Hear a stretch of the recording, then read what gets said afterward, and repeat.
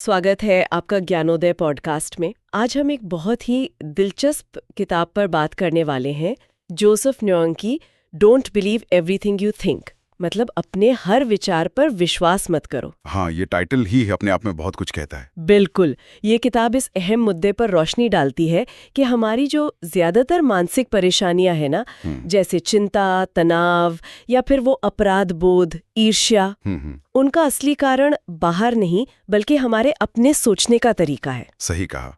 मतलब हम कैसे सोचते हैं वही हमारी फीलिंग्स तय करता है। हाँ, तो आज की हमारी ये चर्चा इसी किताब के एक विस्तृत सारांश और विश्लेषण पर आधारित है। कोशिश यही रहेगी कि इसके जो सबसे अहम पॉइंट्स हैं, जो सबसे असरदार बातें हैं, वो आपके सामने रखें। हाँ, मतलब मकसद ये है कि हम समझें कि ये विचार हमें कैसे प्रभावित करते हैं और कैसे हम इनकी पकड़ से थोड़ा छूट सकते हैं, है ना, ताकि वो अंदर की शांति मिल सके। बिल्कुल, आंतरिक शांति। तो चलिए इस सोच की दुनिया में थोड़ा और गहरा उतरते हैं। किताब का जो सेंट्रल आइडिया है वो थोड़ा चौंकाता भी है। हाँ, कि भाई जीवन में जो तकलीफें हैं वो असल में परिस्थितियों की वजह से उतनी नहीं है। अच्छा, तो फिर जितनी उन परिस्थितियों के बारे में हमारी सोच की वजह से है। हाँ, हम क्या करते हैं कि अपने विचारों को ही सच मान बैठते हैं। हाँ, ये तो होता है। और फिर अपने ही मन के बनाए जाल में कैदी बन जाते हैं। ये एक बड़ा पॉइंट है। तो पहली बात, ये दुख आता कहाँ से है? हाँ, पहला अध्याय इसी पर है। लेखक कहते हैं कि सबसे बड़ा भ्रम यही है कि हमारे विचार सच हैं। सोचिए, एक दिन में कहते हैं 60,000 से ज्यादा विचार। बाप रे, 60,000। हाँ, और उनमें से ज्यादातर या तो दोहराए हुए होते हैं, पुराने, या फिर नेगेटिव। जैसे वो उदाहरण दिया था ना कि सड़क पर कोई जान पहचान वाला मिला, मुस्कुराया नहीं। हाँ, और मन ने फौरन कहानी बना ली, शायद मुझसे नाराज है या मैंने कुछ गलत कह दिया होगा। बिल्कुल, जबकि हो सकता है वो अपनी ही किसी सोच में डूबा हो। सही बात है। तो यहाँ जो समझने वाली बात है वो ये कि विचार बस मानसिक ऊर्जा के रूप हैं, मेंटल इवेंट्स। वो हमेशा हकीकत नहीं दिखाते, वो सिर्फ एक नजरिया हो सकते हैं, एक पुरानी धारणा। अगर हर विचार पर यकीन करने लगें तब तो मन कभी शांत हो ही नहीं पाएगा। तो मतलब विचारों को देखना है, उन पे आंख बंद करके विश्वास नहीं करना है। एग्जैक्टली, यही पहला सबक है। देखो पर जकड़ो मत। अच्छा, तो ये तो हुई विचारों की बात, पर दुख का क्या? मतलब चैप्टर 2 इसी पर है कि हम दुखी क्यों होते हैं। हाँ, जोसेफ न्यूएन कहते हैं कि दुख किसी घटना से नहीं होता। नहीं, बल्कि उस घटना की हमारी जो मानसिक व्याख्या है उससे होता है। जैसे किसी ने अपमान कर दिया, तो दुख उस अपमान से उतना नहीं जितना ये सोचने से होता है कि मेरे साथ गलत हुआ या मेरी इज्जत चली गई। ओहो, मतलब रिएक्शन पे निर्भर करता है। बिल्कुल, सारी भावनाएं, डर, गुस्सा, दुख, ये सब सोच की ही पैदावार हैं। अच्छा। हाँ, अगर सोच बदल दो तो भावना भी बदल जाती है। दर्द बाहर नहीं है, दर्द मन में बनता है। जब तक हम खुद को अपने विचारों से जोड़कर देखते हैं कि मैं ही ये विचार हूं, तब तक दुख बना रहता है। तो आजादी कब मिलती है?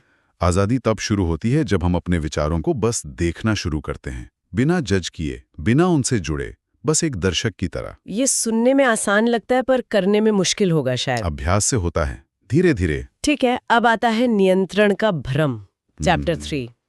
ये भी बड़ा गहरा पॉइंट लगा मुझे। हाँ, ये बहुत गहरा है।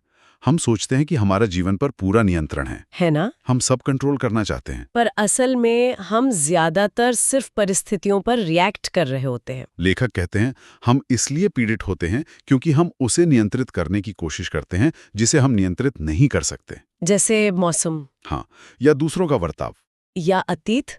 ये हमारे कंट्रोल में नहीं है, तो क्या करें? छोड़ दे कोशिश करना। कोशिश छोड़ना नहीं बल्कि नियंत्रण की जिद छोड़ना।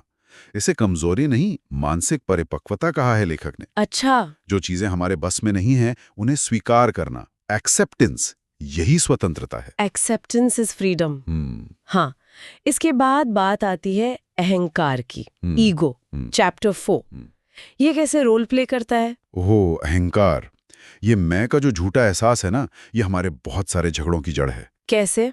ये हमेशा तुलना करता है, खुद को दूसरों से बेहतर साबित करना चाहता है, असुरक्षित महसूस करता है। किताब में लिखा है अहंकार को जिंदा रहने के लिए समस्याओं की आवश्यकता होती है। सही, अगर कोई असली समस्या नहीं है तो वो बना लेता है। जैसे क्या लोग मुझे पसंद करते हैं, या क्या मेरे पास दूसरों से कम है, इस तरह के सवाल। अरे हाँ, ये तो बहुत होता है। और यहाँ सबसे दिलचस्प बात क्या है? क्या? कि जैसे ही आप अहंकार को पहचान लेते हो ना कि अच्छा ये मेरा ईगो बोल रहा है, उसकी शक्ति कम होने लगती है। वाह, मतलब उसे देख लेना ही उसका तोड़ है। काफी हद तक। उसका प्रभाव कमजोर पड़ जाता है। जागरूकता ही कुंजी है। और ये अहंकार ही हमें उस विचार और भावना के चक्कर में फंसाता है ना? चैप्टर 5 इसी पर है। बिल्कुल, वो साइकिल।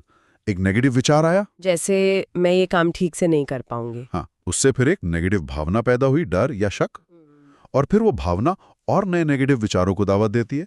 मैं हमेशा ही गड़बड़ करती हूँ। और ये चलता रहता है, अंधहीन। हाँ, एक लूप बन जाता है। तो इसे तोड़ें कैसे? किताब कहती है, विचारों के पीछे का विचार देखो। मतलब खुद से पूछो, ये विचार आया क्यों? क्या ये वाकई सच है या सिर्फ एक आदत है? अच्छा। एक प्रैक्टिकल तरीका ये है कि जब भी कोई नेगेटिव फीलिंग महसूस हो, उसे एकदम से देखो, स्वीकार करो। कहो मन में, ओके, ये एक विचार से उठी भावना है, मैं इसे महसूस करने नहीं, देखने आई हूं। हाँ, ये एक शक्तिशाली अभ्यास हो सकता है। बिल्कुल, इससे वो चेन टूट सकती है। इसके बाद किताब चेतना के जागरण की बात करती है, चैप्टर 6। ये थोड़ा आध्यात्मिक लगता है। हाँ, है भी।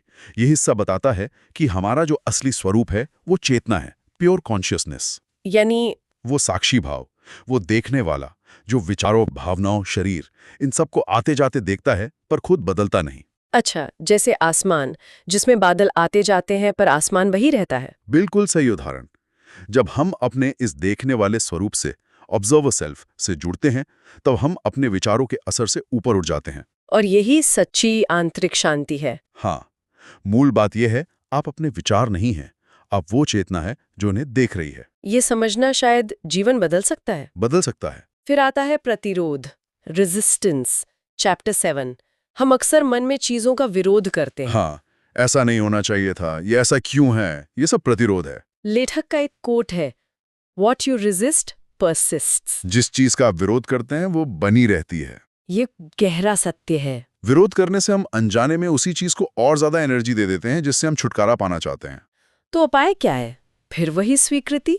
हाँ, स्वीकृति, एक्सेप्टेंस। फिर से, इसका मतलब हार मानना नहीं है, बस वास्तविकता को स्वीकार करना है जैसी वो है। जब हम प्रतिरोध छोड़ते हैं तो बहुत सारी मानसिक ऊर्जा बचती है, स्पष्टता आती है, जीवन अपने आप बहने लगता है। और ज्ञानोदय पॉडकास्ट में हम अक्सर ऐसे ही सिद्धांतों पर बात करते हैं जो मानसिक स्पष्टता और जीवन में सहजता लाने में मदद करें। बिल्कुल, ये सब जुड़ा हुआ है। सहजता की बात चली है तो अगला चैप्टर 8 वर्तमान क्षण में जीने पर है, द पावर ऑफ नाउ वाला कॉन्सेप्ट। हाँ, ये बहुत जरूरी है।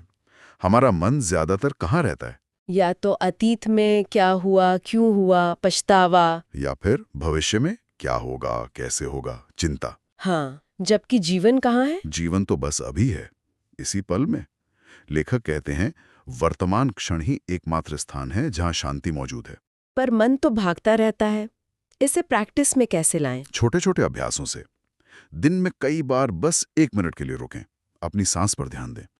या बस अपने आसपास जो हो रहा है, आवाजें, चीजें, उन्हें बिना जज किए नोटिस करें, बस वर्तमान में टिकें।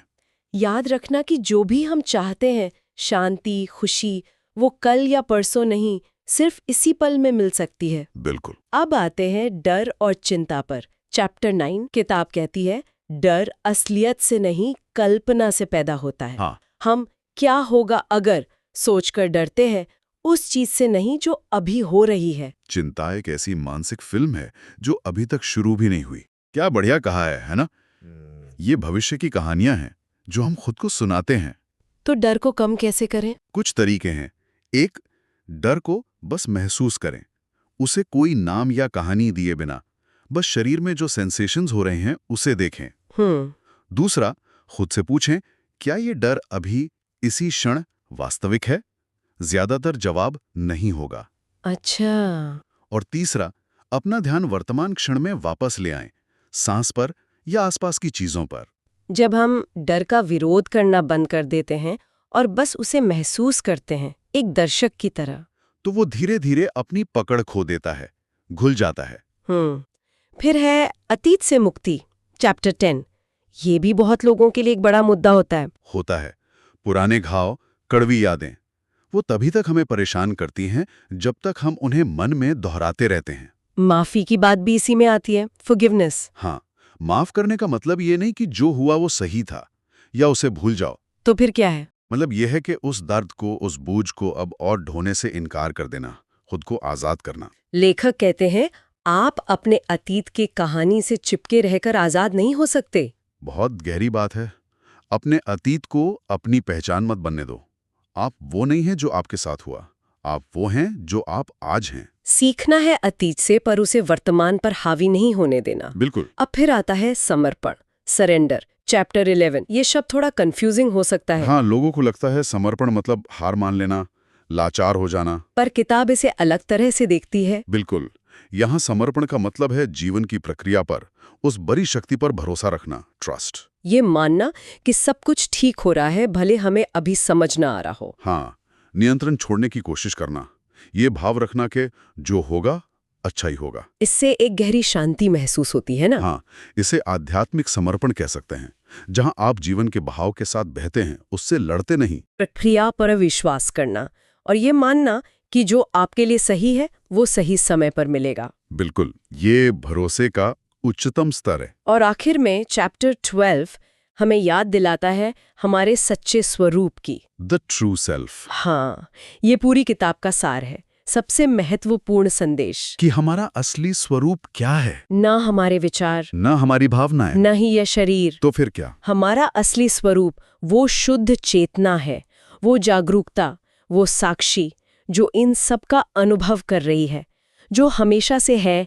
बदलेगी नहीं, शांत है, पूर्ण है। जब ये समझ आ जाती है तो क्या होता है? तो एहसास होता है कि जीवन में कुछ भी गलत नहीं था। हर अनुभव, हर चुनौती, वो सब हमें जगाने के लिए थी, अपने सच्चे स्वरूप के करीब लाने के लिए। वाह, मतलब शांति कहीं खोई नहीं थी? नहीं, हम बस उसे गलत जगह ढूंढ रहे थे, अपने विचारों में, बाहरी दुनिया में, जबकि वो हमेशा से हमारे अंदर ही थी। विचारों के शोर ने बस उसे ढक रखा था। बिल्कुल। तो अगर हम इस पूरी चर्चा को और जोसेफ निंगियन की इस अद्भुत किताब don't believe everything you think के सार को समेटना चाहें, तो मुख्य बातें क्या होंगी? टेकअवेज। मेरे ख्याल से सबसे पहली और जरूरी बात, आप अपने विचार नहीं हैं। विचार आएंगे जाएंगे, उन्हें देखो पर उनसे जुड़ो मत, उन पर तुरंत प्रतिक्रिया मत करो। दूसरी बात, दुख का कारण बाहरी नहीं, ज्यादातर मानसिक है, हमारी व्याख्या। तीसरी, नियंत्रण का भ्रम छोड़ो, जो कंट्रोल में नहीं है उसे स्वीकार करो, यही शांति है। चौथी, अपने अहंकार के खेल को पहचानो, देखो कि वो कब असुरक्षित महसूस कर रहा है। और भावनाएं? हर भावना के पीछे कोई ना कोई विचार है, विचार को समझो, भावना बदल सकती है। और प्रतिरोध? प्रतिरोध से मुश्किलें बनी रहती हैं, स्वीकृति आजादी लाती है। वर्तमान में जीना? हाँ, असली जीवन और शांति सिर्फ अभी में है। डर? डर ज्यादातर कल्पना है, उसे देखो, उससे भागो मत। अतीत? अतीत को जाने दो, माफ करो, बोझ मत धो। और समर्पण? समर्पण हार नहीं, गहरा विश्वास और भरोसा है। और सबसे आखिर में आपका असली स्वरूप इन सब से परे शुद्ध शांत चेतना है। वाह, ये तो जीवन बदलने वाले सूत्र हैं। और जैसा कि हम ज्ञानोदय पॉडकास्ट में हमेशा जोर देते हैं, सिर्फ जानना काफी नहीं है। हाँ, इन्हें जीवन में उतारना, इनका अभ्यास करना जरूरी है। तो कुछ प्रैक्टिकल टिप्स, इन्हें रोजमर्रा की जिंदगी में कैसे लाएं? कुछ सरल चीजें कर सकते हैं। जैसे? रोज सुबह बस 5 मिनट शांति से बैठें, विचारों को आने जाने दें, उलझे नहीं। ठीक है। और जब कोई बहुत परेशान करने वाला विचार आए तो रुकें, उसे लिखें और खुद से पूछें, क्या ये 100% सच है? क्या इसका कोई और पहलू हो सकता है? अच्छा, विचारों पर सवाल उठाना। हाँ, और आभार का अभ्यास, ग्रैटिट्यूड। रोज रात को सोने से पहले 3 ऐसी चीजें सोचें या लिखें जिनके लिए आप शुक्रगुजार हैं। छोटी छोटी चीजें भी? हाँ, बिल्कुल। छत, खाना, किसी की मुस्कान, कुछ भी। इससे फोकस पॉजिटिविटी पर जाता है। और एक मंत्र की तरह कुछ दोहरा सकते हैं। हाँ, मन में दोहराएं, मैं जीवन को वैसे ही स्वीकार करती हूँ जैसा वो इस क्षण है। एक्सेप्टेंस का अभ्यास। और दिन के अंत में थोड़ा आत्मचिंतन। हाँ, सोचें कि आज किन विचारों ने आपको परेशान किया। क्या वो वाकई सच थे या सिर्फ मन की पुरानी आदतें? ये छोटे छोटे कदम रोज करने से शायद धीरे धीरे बदलाव आएगा। जरूर आएगा। ये पैटर्न बदलने जैसा है, समय लगता है पर असर होता है। वाकई, don't believe everything you think सिर्फ एक किताब नहीं, ये चेतना के एक नए दरवाजे की तरह है। हाँ, यह हमें याद दिलाती है कि असली खुशी, सच्ची शांति वो बाहर चीजों में नहीं है, बल्कि अपने मन को समझने और अपने विचारों से थोड़ी दूरी बनाने में है। उनसे स्वतंत्र होने में है। जब हम ये समझ जाते हैं कि विचार बस मन की आवाजें हैं, परम सत्य नहीं, तो डर, दुख, चिंता, इनका जोर अपने आप कम होने लगता है, जीवन हल्का हो जाता है। बिल्कुल। और ये हमें एक बहुत ही अहम सवाल पर लाकर छोड़ देती है, एक गहरा सवाल जिस पर शायद हम सबको सोचना चाहिए। क्या सवाल? सवाल ये कि अगर हमारे विचार ही हमारी ज्यादातर पीड़ा का कारण है, तो क्या हमारा लक्ष्य विचारों से पूरी तरह मुक्त हो जाना है, मतलब एकदम विचार शून्य हो जाना, या फिर असली कला, असली चुनौती ये सीखना है कि हम अपने विचारों को सही ढंग से देखें कैसे, उन्हें समझें कैसे, और सबसे जरूरी उनसे एक स्वस्थ दूरी कैसे बनाएं ताकि वो हम पर हावी ना हो, बिना उनसे उलझे, बिना उन्हें सच माने। ये बहुत गहरा प्रश्न है। विचार शून्यता या विचारों का सही प्रबंधन? हाँ, इस पर जरूर सोचिएगा। तो ये थी हमारी आज की गहरी चर्चा, जोसेफ नुएन की किताब don't believe everything you think पर आधारित। हमें पूरी उम्मीद है कि ज्ञानोदय पॉडकास्ट की ये कड़ी आपके लिए जरूर उपयोगी और विचारोत्तेजक रही होगी। अगर आपको ज्ञानोदय पॉडकास्ट का ये प्रयास, ये चर्चा अच्छी लगी हो तो कृपया इसे लाइक करें, अपने दोस्तों और परिवार के साथ शेयर करें, और हाँ, चैनल को सब्सक्राइब करना ना भूलें। हमें नीचे कमेंट में ज़रूर बताइए कि इस पूरी बातचीत का कौन सा हिस्सा, कौन सा विचार आपको सबसे ज़्यादा पसंद आया या सोचने पर मजबूर कर गया है। और हाँ, हमें ये भी बताइए कि आप भविष्य में किस किताब या किस विषय पर ऐसी ही गहरी विस्तृत चर्चा सुनना चाहेंगे। आपके सुझाव हमारे लिए बहुत मायने रखते हैं। सुनने के लिए आपका बहुत बहुत धन्यवाद।